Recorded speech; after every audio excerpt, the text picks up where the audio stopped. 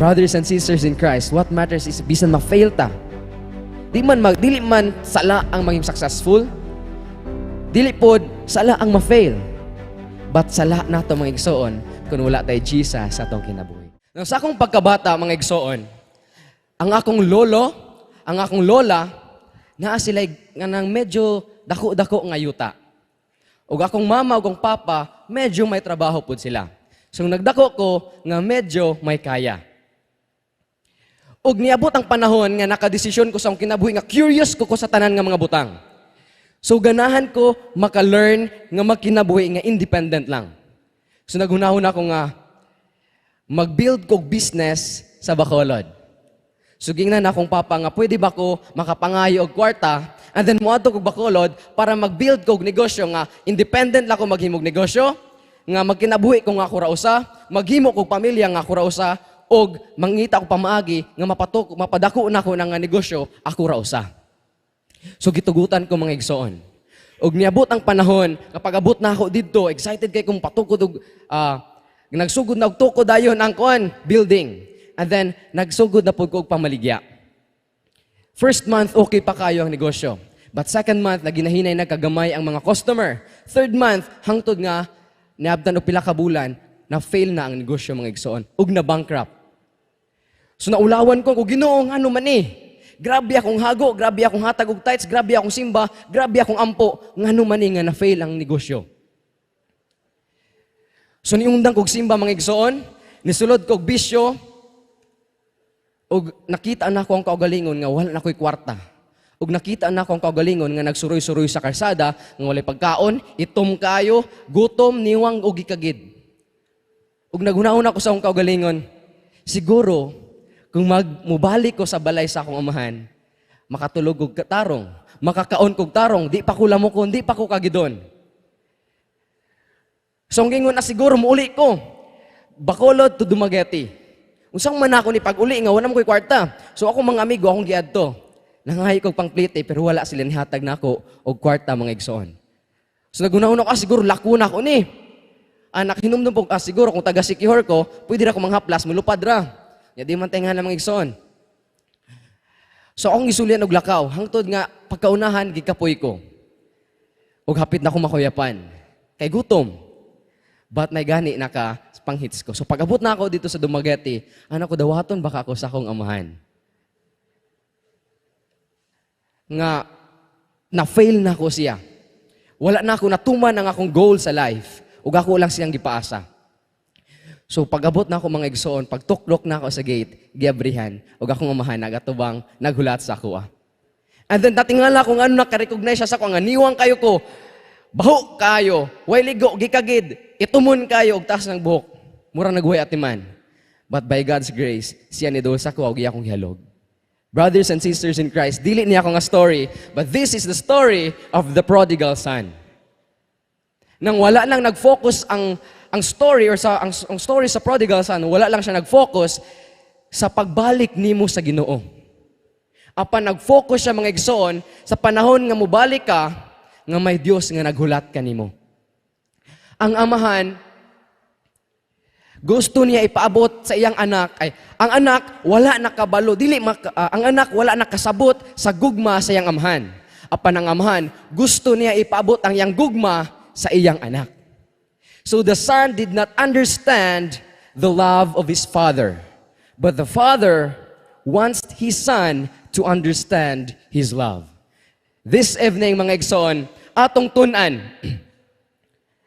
entitled, When We Fail, Understand God. And our key text will be found in Daniel chapter 10, verse 11. If you have your Bible with you, please open it in Daniel chapter 10, verse 11. But before that, magampo ta mga igsoon. Amahan namo nga naka sa mga langit. Salamat sa opportunity nga magihatag ka namo nga kami makasimba na pudira kanimo. And Father, touch my lips so that when we fail, we will understand you. Forgive us, Lord, for all of our sins. In Jesus' name we pray. Amen. Okay. So this story, ang Daniel chapter 10, naghisgot ni siya mga igsoon sa panahon nga si Daniel gihatagag vision sa Ginoo. And this vision, wa kasabot si Daniel. Naglabad yang ulo sa verse 2 mga igsoon, in those days, I, Daniel, was mourning 3 full weeks. Si Daniel nagbako, naguol, na-depress within 3 weeks mga igsoon. Kay wa siya kasabot sa vision. Naglabad yang ulo, nagsakit yang ulo, nagsakit yang dugan, di siya kasabot siyang kaugalingon. And then sa verse 3, it says, I ate no pleasant food, no meat or wine came into my mouth, nor did I anoint myself at all, till 3 whole weeks were fulfilled. So first is si Daniel walay tarong kaon, si Daniel walay tarong ligo, hangtod nga nahuman ang tulo ka semana. So imagine nimo mga igsoon, si Daniel walay peace of mind, troubled, distressed, walay tarong kaon, walay ligo, baho, niwang. Imagine na ang background ni Daniel is wise man. Sa panahon nga si King Nebuchadnezzar ang hari sa Babylon, siya ang one of the wisest man in Babylon. But sa panahon nga nakonquer na ni King Darius ang Babylon, iyag pong gipili si Daniel nga mahimo niyang advisor because si King Darius familiar siya sa background ni Daniel. So bright kasi Daniel. And then, kung imong hunaw-naon, usap po siya sa itong panahon karon, maybe nagpuyo siya sa Malacanang Palace, either secretary or vice president. Grabe ang position ni Daniel. Pero imagine na to, grabe siya ka-wise. Pero wala siya kasabot. Grabe siya ka-dato, grabe siya ka-honorable or respectful sa panahon nila, pero wala siya ligo. Wala siya nagtarong og kaon. Kay siya wala nakasabot sa vision nga gipakita sa Ginoo siya. So sa panahon nga si Daniel nigawas sa gingharian, ug niadto siya dito sa river, makita na dira mga igsoon sa verse 4, niadto si Daniel sa river. And then nakakita siya og usa ka buktao nga hayag kaayo. And then ang mga tao nga kuyog niya nahadlok sunanalagan. So si Daniel lang nag-inusara dito sa river. Nga walay kaon, gutom kayo, walay kusog. And walay peace of mind. So tungod ato mga igsoon, sa pagkakita niya sa vision, si Daniel gibiyaan sa iyang mga kauban, ug si Daniel nakuyapan, naglisod og ginhawa, ug kalamat yun na. But, in verse 10, nagingon diri, suddenly, a hand touched me, which made me tremble on my knees and on the palms of my head. Sa dihang may kamot nga nihikap ni Daniel. Nangurog ang iyang tuhod ang iyang mga palad. And then, sa verse 11, mga igsoon, ang atong main point, atong basahon. And he said to me, ang katong tao nga nakita niya, samtang siya nagtindog sa river, ningon, O Daniel, man greatly beloved, understand the words that I speak to you, and stand upright, for I have now been sent to you. While he was speaking these words to me, I stood trembling. So mga igsoon, sa panahon nga si Daniel nakuyapan, walay tarong, dili nakatarong kaginhawa, o kalamat yun na sa kaluya. Apan may tao nga nihikap niya. And then, first thing is, this evening, we will talk about 3 things lang. Sa Daniel chapter 10 verse 11. 3 things. First is God loved Daniel. Second is God was there for Daniel. And third, God made Daniel stood. Okay, so first is, sa panahon nga si Daniel, wala kasabot. Gubot kayang utok na siya problema nga di niya masabtan, bisag unsa siya ka bright, wala niya nasabtan ang vision. Na problema siya mga igsoon. But God said, first point is, God loved Daniel. First is, O Daniel, man greatly beloved. So gusto ipabot sa Ginoo mga igsoon nga bisan ikaw Daniel wala ka nakasabot sa vision, ayaw kalimti nga higugma ka nako. Bisan may problema ka Daniel, bisan naka sa kagubot karon, wala kay peace of mind. But Daniel, you are greatly beloved. Mga igsoon, sama ra pud din nato. Usay may mga problema ta ma-fail ta sa tong pagkinabuhi, ma-fail ta sa tong negosyo, ma-fail ta sa relationship, ma-fail ta sa tong family, ma-fail ta sa tong grades, academics. Usahay mo ingon tang hala wala ako nakadin karon. Maguol si mama, maguol ko murag marungan ra gani ka usa ka buok. Murag usan mo ni nga murag di ni mo madawat bisag usa ka buok wrong. But may classmate ko mga igsoon. Kanang, murag di ko siya matuon ba? Ang iyang gihimo, kanang pag-exam na namo, magpalikod-likod na siya. Wala siya tuntuon. Kami nga nakatuon, magtinarong pug answer ba, murag bisag usa ka move sa ka question, murag maglisod mig irog. Pero kaning ang classmate mga igsoon, malipay na gani siya nga makascore. Pero kami nga marungan rag lima, grabe ang tuon, mag-uol na kayo. So, usahay kita nga estudyante, may mga estudyante pa ba dire? Some of us, mas stress na kung ma-fail ta sa tong grades. Mahadlok na ta dayon. And then usahay sa mabankrupt ta sa negosyo, may uban sab nga na fail silang relationship, nahadlok na sila. But mga igsoon, the Bible tells us, Daniel chapter 10 verse 11, when we fail, God will always remind us that He still loved us. Amen? Okay. If we cannot understand the struggles, let us understand God. If we cannot understand the struggles, let us understand God's love. Because we fail, but the love of God never fails us. Amen? Okay. So muna ang part sa panahon ni Daniel. God wanted Daniel to understand that God still loves Daniel.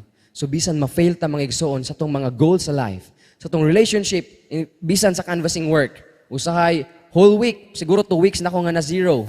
Wala pa ako naka-sale. But God still remind me, bisan ma-fail ko, He still loves me. Amen? Okay, next point is, God was there for Daniel. Asa man nato mabasan diri mga igsoon, ganingon na ginung I will be with you. Okay, padayon ta. First is, O Daniel, man greatly beloved, understand the words that I speak to you and stand upright, for I have been sent to you. Okay? For I have now been sent to you. So sa panahon nga si Daniel mga igsoon, gibiyaan. Gibiyaan na si Daniel sa iyang mga kauban. O si Daniel naghigda dira nakuyapan nga naglisod og ginhawa og kalamat yun na. Gibiyaan na siya sa mga kauban.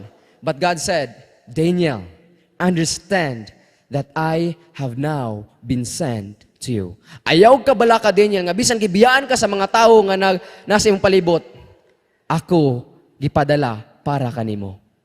Same ra po din nato mga igsoon. May mga tao ta nga friends nga seasonal. Unsa man ang seasonal? Naalang sila kung birthday. Naalang sila kung nag-celebrate ta. Especially naalang kasal. Ano bitang word nga kasal mga igsoon? Ang kanang statistics, more og commentary about sa Filipino nga culture sa kasal o sa US standard sa kasal. Kung sa US ka, mang-invite kag 50, ang mo attend 30. Kung sa Pilipinas, mang-invite kag 20, mabutog 100. Pero dahil ang ilang una may rabagyod kung naa sa panahon nga magkalisod ta. So may mga tao nga naa lang kung malipayon ta. May mga tao lang nga naa kung may kwarta ta. Pero sa panahon nga magkalisod ta, wala na sila. But the Bible tells us, mga igsoon, that even people will leave you, understand God's presence. Okay? Ako nang basahon.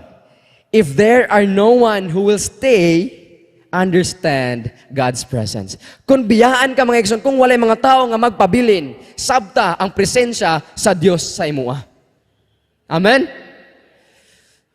Okay. Nako isawak basahon mga igsoon. Quote siya. But when people leave you, God is there for you. Amen? Okay, next point. Last point. God made Daniel stood. Asa man nato mabasahan mga igsoon nga si Daniel litindog. Okay, padayon ta. For I have now been sent to you, while he was speaking these words to me, I stood trembling. Sa panahon nga nistorya siya sa kuwa, ako nitindog nga nagkurog. Dili ang atong fokusan mga igsoon, dili ang pagkurog ni Daniel. Apan ang atong fokusan nga si Daniel bisag wa na siya kusog, kalamatyo na si Daniel, naglisod na siya ginhawa, but siya gipabarog sa Ginoo, siya gipatindog sa Ginoo. And God, okay, Daniel was dying on the ground, no strength, But when God was speaking, when God speak His word, Daniel stood. So mga igsoon, bisan nga sometimes ma-fail ta, and mahadlok ta nga mo try again. Mahadlok na ta mo stand again. Mahadlok na ta ma-fail again. Ma-fail na ta sa business, mahadlok na ta mo invest usog. Ma-fail ta sa atong pag-eskwela, mahadlok na ta mo eskwela. Mabagsak lang ta, di na ko mo eskwela, oy. Gibasted lang ganit ta. Di na ta mo padayon. Now, may usa ka buok, teacher or doctor na siya karon sa CPAC, sa Central Philippine Adventist College. Sa panahon nga napa siya nag-eskwela sa Mountain View College, ni bagting ang iyang kasing-kasing sa usa ka buok dalaga mga igsoon. Ug ang nahitabo, murag kumulingi siya, kanang mo di ko siya ganang lantaw ba? Madala mulingi mo gid ang mata. Unya paglantaw niya mo katawa pod siya. Murag bisag dili wala galantaw ang babae saya mukatawa ra pod siya. Kay ganahan si pastor naman siya karon and then doctor na pod siya, bago lang gyud. Nga puglantaw siya nga dalaga, mungisir siya kalit. Sumunag ikaw ang aking kasiyahan. Murag nga lang nahitabo mga igsoon.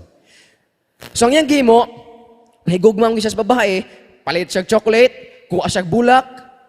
So ang yang gimo, hatod. Until nga niabot ang time nga, kamantay mo na hatod-hatod kunuhay, istorya-istorya kunuhay. Pero may motibo na itong gitaguan. And then, pagkas pila ka bulan, nisulit ka siguro, sulayin ako nagpanguyab. Unay gihimo niya mga igsoon. Until nga, first niya pagpanguyab, uy, gibasted man dayon. Pagkuman, try na po siya, palit na po siya bulak, palit na po siya chocolate, hatag na po niya. Ikaduha nga pagpanguyab mga igsoon, busted gihapon. Ikatulo nga pagpanguyab, busted gihapon. Ikaupat nga pagpanguyab, busted gihapon. Ikalima nga pagpanguyab, uy, gibasted gihapon. Kaunom, ikapito, og ikawalo mga igsoon. Dito nagyod, nga gibasted gihapon siya. Pagka ikasiyam, og ikapulo, wow, niabot ko siya kapulo mga igsoon, nga busted ra gihapon. But, karon, doktor na siya, pastor and doctor, og ang iya nga ang nagbusted kaniya, asawa na niya karon. So mga igsoon, bisag na fail to siya nga pastor, iyang naminyuan. Persistent gihapon siya nga mo stand again para makauban niya ang babae nga iyang higugmas iyang kinabuhi. So wala siya nahadlok mo stand. Same rapod sa tuwa mga igsoon. Okay? Ngusahay ma-fail ta, mahadlok na ta mo try again. Mahadlok na ta mo padayon. But the Bible tells us, it says here,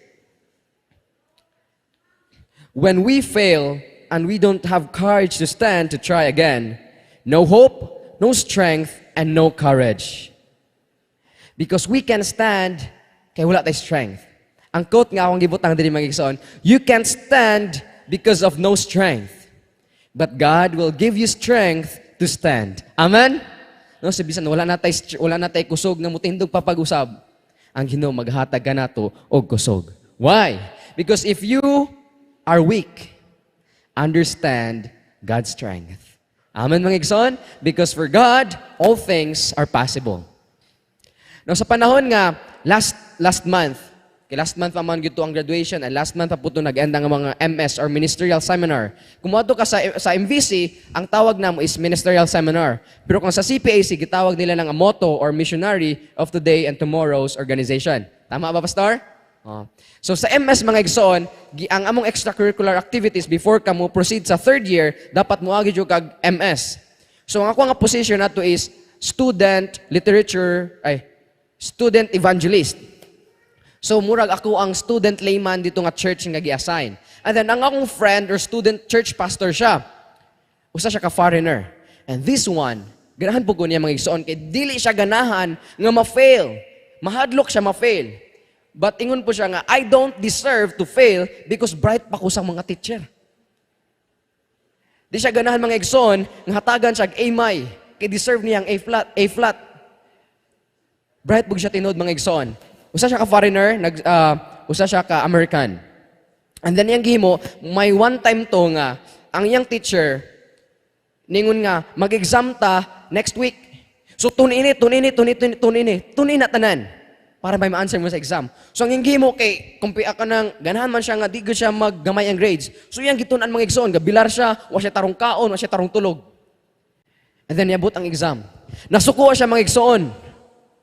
Yan naman. Paglantaw niya sa test paper, true or false.